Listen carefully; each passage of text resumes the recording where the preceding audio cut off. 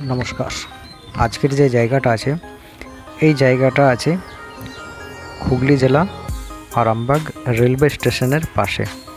Railway স্টেশনের পাশে বলতে রেলওয়ে স্টেশনটা থেকে নিয়ে নামতে হবে যে অটো স্ট্যান্ড আছে, অটো স্ট্যান্ডের ওই যে 6 ফুট চওড়া যে রাস্তাটা আছে পেছন দিয়ে, ওই রাস্তাটা দিয়ে নেমে সোজা চলে আসতে হবে মোটর সাইকেলে করে ঠিক হসপিটালের গায়ে।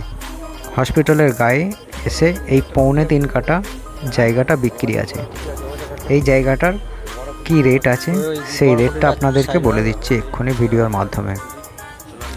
তো আপনারা যে এরিয়াটা দেখছেন, এই যে এরিয়াটা, এই এরিয়াটা টোটাল এইটা আমরা যেইখানটা এখন দাঁড়িয়ে আছি সেইখানটা হচ্ছে আপনার রাস্তায় দাঁড়িয়ে আছি।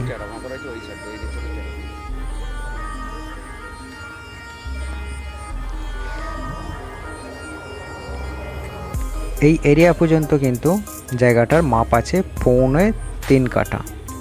তো 3.25 কাঠা আপনারা পুরো নিলে আপনাদেরকে পুরোটাই নিতে হবে, এটা থেকে আর কেটে দেবে না, কারণ কেটে দেওয়ার কোনো অপশন নেই। এইখানে জায়গাটা নিলে পুরোই নিতে হবে, কেটে দেওয়ার কোনো অপশন নেই। তো জায়গাটা দাম আছে 15.5 লাখ টাকা কাঠা। 3.25 কাঠা জায়গা আছে।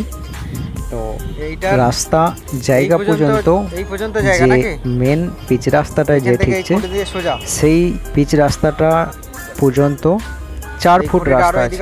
বাইক আসবে আপনার, কিন্তু 4 হুইলার আসবে না, 4 হুইলার আসবে না, বাইক আসবে এইটা।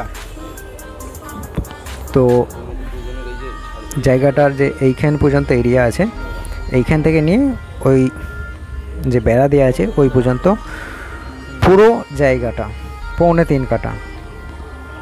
তো যাই হোক, নিলে জায়গাটা পুরো নিতে হবে। দাম আছে আপনার 15.5 লাখ টাকা করে কাঠা।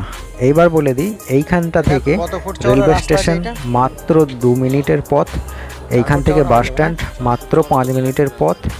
আচ্ছা, হসপিটাল সামনেই দেখা যাচ্ছে আঙুল বাড়ালি হসপিটাল, যে এখন ইঞ্জিনিয়ারিং কলেজটা শুরু হয়েছে, মেডিকেল কলেজটা যে হয়েছে হসপিটালের মধ্যে একদমই পাশে।